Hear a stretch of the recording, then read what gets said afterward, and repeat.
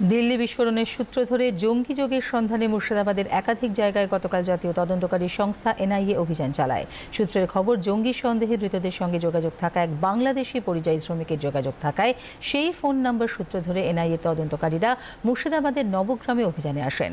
মুর্শিদাবাদের নবগ্রাম থানার নিমগ্রামে মইনুল হাসানের বাড়িতে এনআইএর তদন্তকারী দল এসে তাকে জিজ্ঞাসাবাদ করেন। মইনুল হাসান কখনো দিল্লি কখনো মুম্বাইয়ে পরিযায়ী শ্রমিকের কাজ করতেন। সেই সময় ওই বাংলাদেশির সঙ্গে তার ফোনে যোগাযোগ হয়েছিল। সেই সূত্র ধরেই মইনুল হাসানের বাড়িতে তল্লাশি করে এনআইএর তদন্তকারীরা। তবে তার বাড়ি থেকে আপত্তিকর কিছু পাওয়া যায়নি। এই ঘটনায় এখনো কাউকে গ্রেপ্তার করা হয়নি।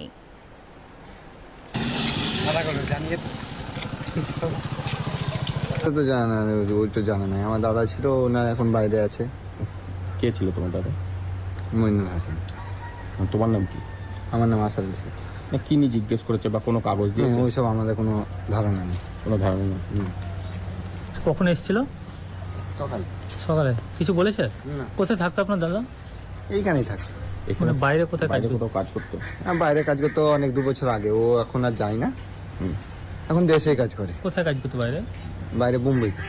কোনো বিস্ফোরণ বা এরকম সংক্রান্ত? না, এইসব পুরো রং। না, এইসব নিয়ে না।